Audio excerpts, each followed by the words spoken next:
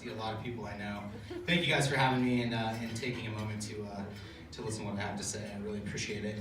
I spent last night researching. It turns out I haven't written a speech since college. Just a surprise.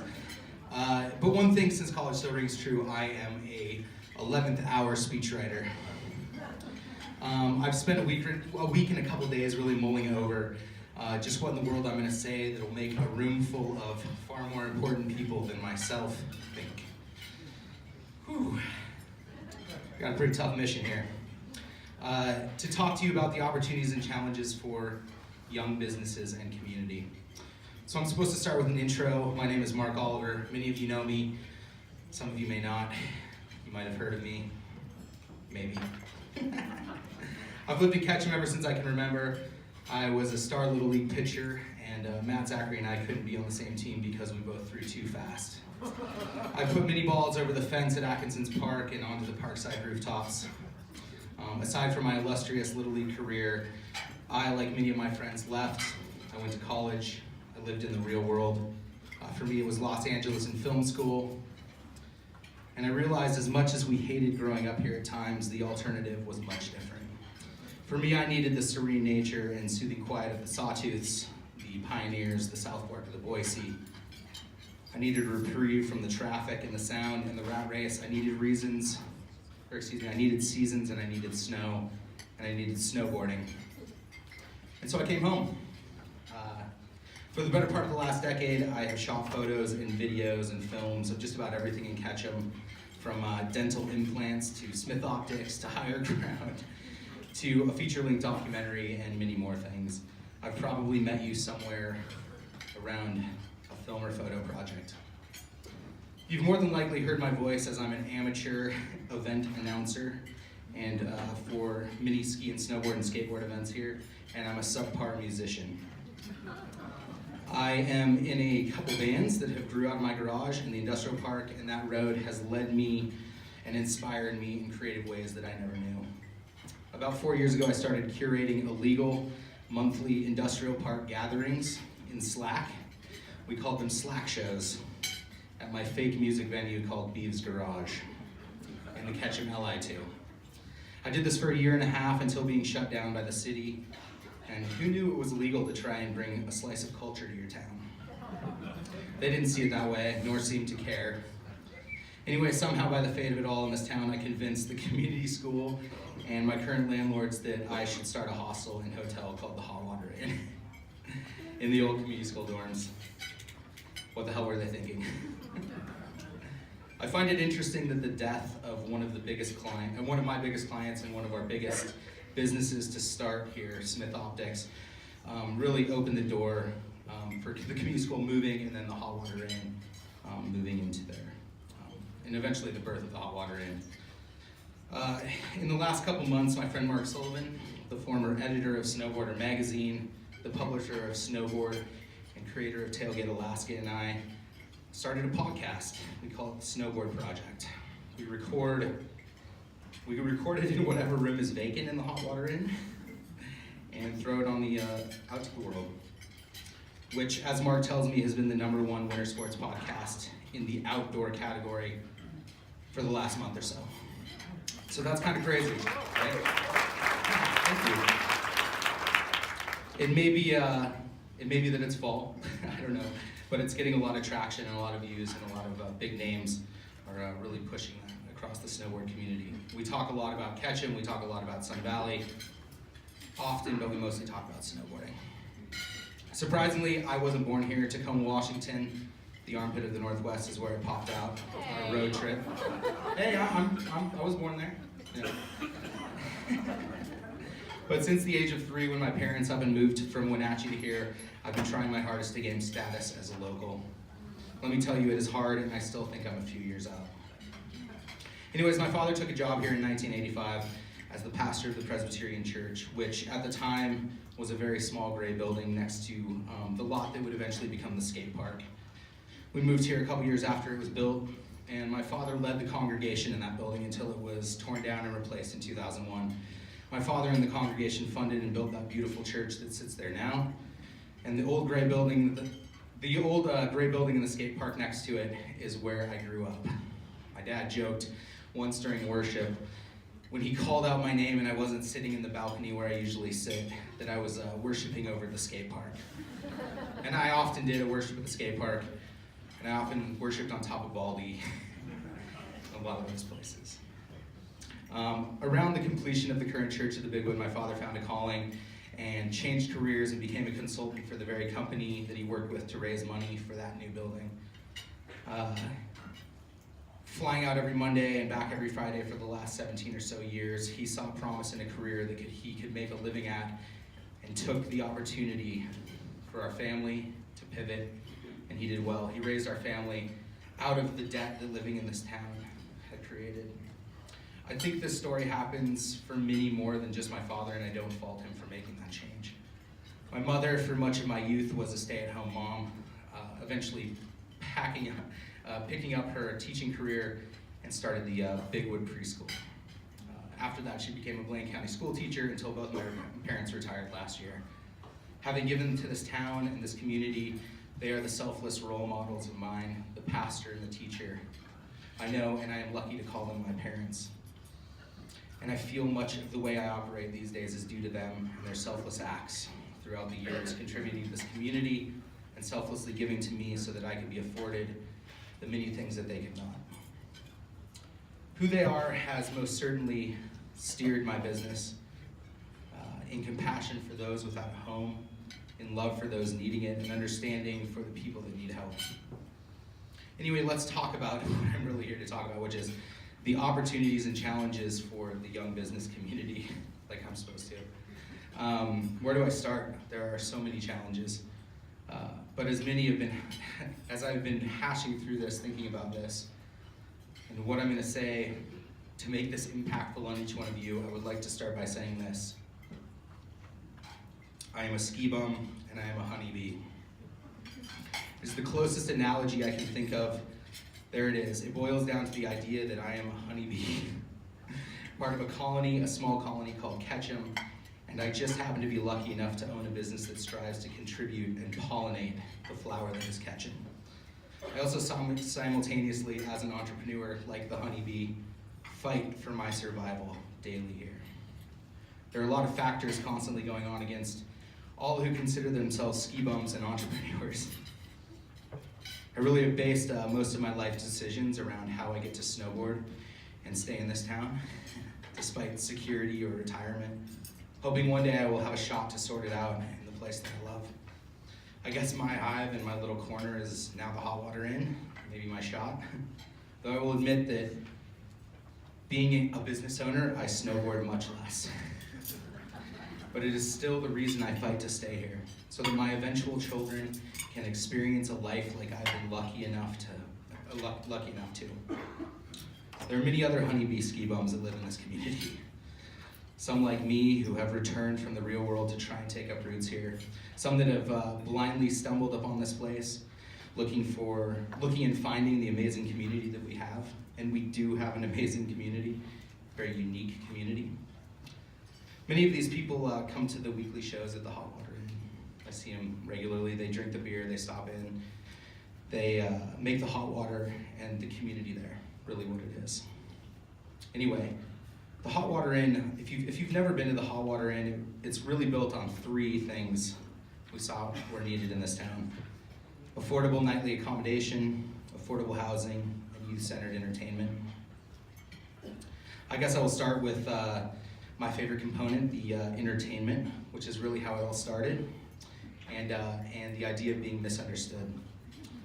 We have a small music venue that has hosted almost a night of music and comedy and debates a week for a year and a half.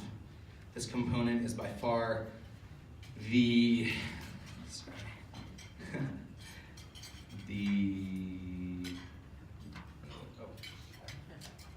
Sorry, I printed these and they printed like half of it.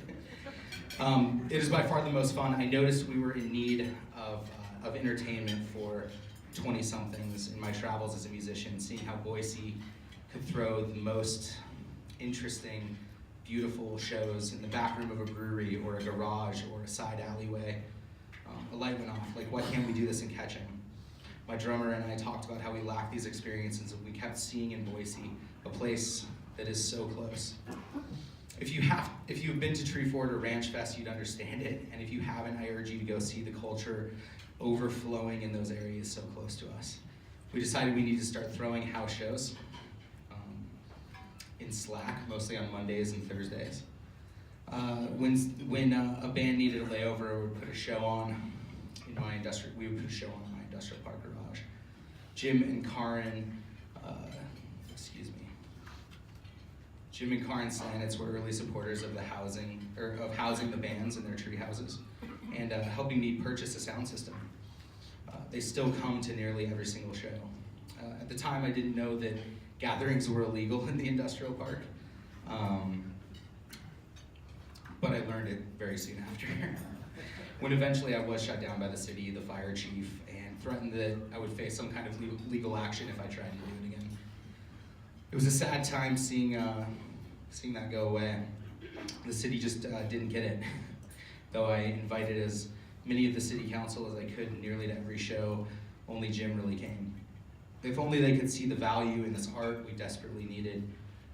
There was this misconception that it was just a drunken party and that I was robbing from Main Street and that I was out to make money, which none of that was really true. Actually, it was the opposite. The musician and the music lover were the focus and the only ones really prospering. How I saw it, if you gave the musician and the patron a good show, they would want to return, thus adding to our community and our culture in Ketchum. It's been what I've lived by and believed in. I've hit the mark a lot, and I've missed it a few times. It's like gambling weekly, and it scares the hell out of me still. Though growing the music venue in a grassroots way, I've learned business, the business of booking, of marketing, of sound design, the importance of intimate spaces, of connections, of relationships with musicians and the community we serve. I've pissed off the occasional neighbor at 10:01, but now most come over to talk, to hang out, and to be part of the joy of the community that we offer there. The biggest thing I'm proud of is that if you come to a show, be it a comedy show or a music show, you will see the 21-year-old rubbing elbows with the 60-year-old. All ages are represented, all up front, all living in symbiotic community. It's funny to me, as I thought we needed entertainment that was inspiring to a younger demographic, I found that nearly every demographic was represented at every show, and they all needed it. They were all part of the hive. Second, affordable and nightly housing, or nightly accommodation for the out-of-towner. We have a hostel where we rent beds by the night, and 5 well-accommodated apartments, I don't think they're well-accommodated, that we rent as private rooms. They each have kitchens and the necessities for you to live in, and if you know the hot water inn, they are laid out in the most imperfectly perfect way to feel right at home. It begs the question of, what is the story of this building? Which leads into, what is the story of Warm Springs? And I get to tell them what I know and have learned about the glory days in Warm Springs, of Barsati and Ben's, of Creekside, of how Buddy Guy and Reba McEntire played right there across the street at the Montana Bar. I get to tell them of the BBC and Bob Dogs and the Ski Bums and the good times that made this place special to so many. Then comes the question of what happened, and I get to talk about the slow death of an area when second homes built across the street ultimately dried up one side of Warm Springs. The plowing of the BBC and the new lodge at River Run was the final nail really in the coffin of one of the best parts of our town, and I get to tell them all about that. As sad as it is remembering the old days in Warm Springs, I have and still have as much fun there. This is where I've always parked, and where the locals drink beer at Apples and talk about the runs they made over a cold one. It's part of what makes the hot water special to stay at. You get to be part of that. You've never felt the history of the area was a negative. I've never felt the history of the area was a negative one for us, or thought it dictated whether we would survive or not. I always looked at it as our greatest strength. We were unique, we were off the beaten path. When you're at the bottom of the valley, you can only go up, right? And Warm Springs has been in desperate need of something, anything, and I hear this from the neighbors all the time. I've always looked at the building as special, and like no other building. You can still see the scratches on the walls and see how the woodwork adds to the feeling of the place, the sense of place. The way sound waves bounce perfectly through the room and add the richness to the weekly band that guests unknowingly have to listen to. You can look at the ceiling in the atrium at what I presume to be blow darts stuck there.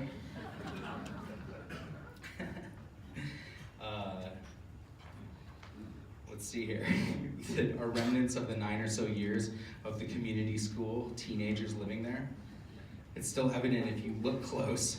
A kid stabbed the blackout blinds in room 204. I call that character. At least I hope they think it's character. But rarely do I think people really care because they understand what it is. It isn't today's ritzy Ketchum. It's the place that's still living and basking in the old idea of what Ketchum and Warm Springs was, the ski bum days. Lastly, and probably most importantly, the Hot Water Inn has provided affordable housing for people, long-term or in transition. We have 6 rooms that have housed or currently house construction workers, a yoga teacher, a number of cooks, chefs, firemen, a screenwriter, and so many more. I've housed people in transition from jobs, in transitions in life.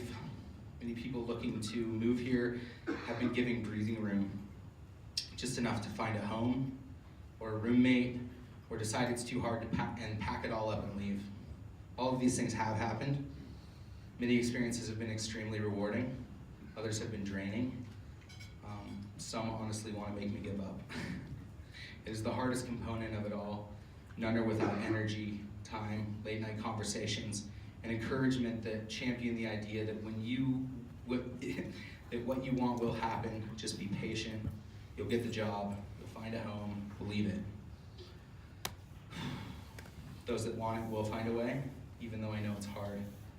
For some it's easier, and for many it's nearly impossible. Now, I never thought that putting on slack shows in a town would lead me down this road of owning a hostel. Starting at grassroots on a nearly shoestring budget, by all accounts, should not have worked out as long as it has. It's given me perspective and understanding of what an uphill battle we face as a business, as a community, as a colony. There is this quote, and I keep thinking about it. It goes something like this: if the bees cease to exist, humans really only have a few years to live.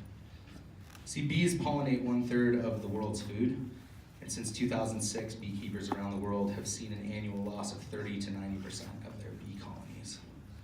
Mostly due to mites and insecticides, they've weakened the bees, and many are not able to sustain, falling victim to colony collapse disorder.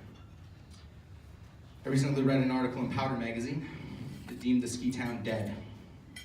Traditional ski towns are no longer affordable options for most skiers, it proclaimed. And I unfortunately believe this to be true. So I hope you're following me. I believe our colony is slowly collapsing in front of our eyes. And we can't seem to be in front of what really needs to happen to sustain a healthy one. We are weakened by the death of the ski bum or the worker bee. I'm seeing less and less people able to sustain here and less ski bums coming here. What does an apartment cost in Sun Valley? Like $500,000 right now. What does a lift ticket cost? 120 plus. What does a ski pass cost? $2K. What does rent cost? I went to Atkinson's to buy some cottage cheese, eggs, spinach, a few other things. It cost me like $37. Try being a ski bum. They are nearly dead here. Or they are working 3 jobs and skiing less than they ever have thought. I see their days here as numbered because it's not sustainable for their wallet and the way that they, and I don't know what that said. It's not sustainable for their wallet or the life that they want to lead. I get that the ski bum is not always framed in the greatest light. Look, they are young.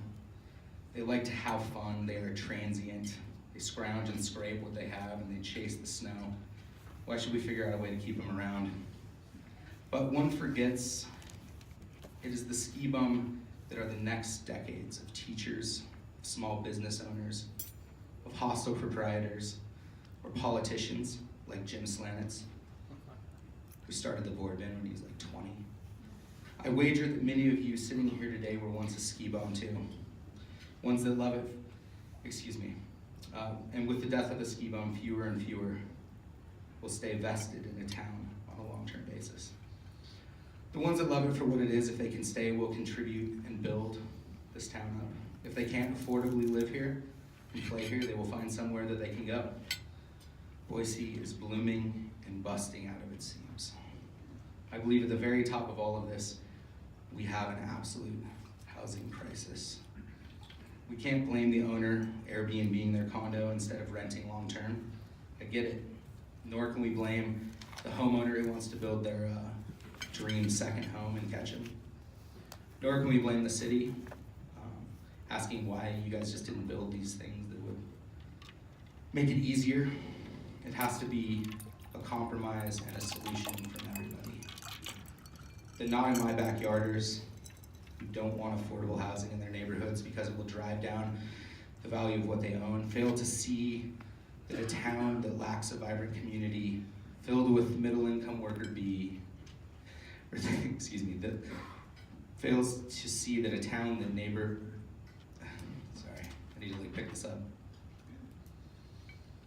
The not in my backyarders who don't want affordable housing in their neighborhoods because it will drive down the value of what they own fail to see that a town that lacks a vibrant community of middle-income worker bees will drive away that restaurant they love coming to year after year, the coffee shop down the street, the gardener tending to their flowers. I believe if we don't find a solution, we will slowly start seeing many new businesses try and fail. We will see some old ones give up, and slowly before you know it, the place that you love so much will cease to exist. Fun place on the corner will close its doors and move to Boise, and everyone will be sitting wondering what happened. I think it's happening. And I often think my struggle could be alleviated by easily going elsewhere. Do you notice how many honeybees are around these days? You look outside and look, I don't see a lot of honeybees in the summer. It's a shame. See how many ski bums are around these days? I think it's kind of scary. If a colony collapses and we're left with an empty hive, a town without workers, how long do you think we have? A few years? I don't know. Or excuse me, I know one day that I will too probably have to leave. And the hot water will likely go the way of Creekside and Barsockian Bends. And the BBC, there will be a small asterisk in the history of Warm Springs. And I only hope that people will look fondly on the time we had there and those conversations when they come up, when someone asks about what happened to Ketchum, they can maybe interject a little memory that they had about maybe seeing a band play in a small room at the base of Warm Springs. Now, I don't want this to end on the idea that we are done for. I think we have the ability to save Ketchum from Ketchum. We have an amazing community of people who care. All of you sitting here, hoping to understand more about how to build on our already amazing community. People who know that if we lose the ski bum, everybody loses. I wrote this in there. You are all beekeepers. So support the illegal space trying to contribute to your culture. Help the businesses and protect the ski bum. Protect the honeybee. So let's find a solution to keep people here. Let's keep people vested and pollinating our culture and community. If we find housing solutions, we can grow businesses, we can grow jobs, we can keep workers here, and keep them reinvesting in Ketchum. Thank you.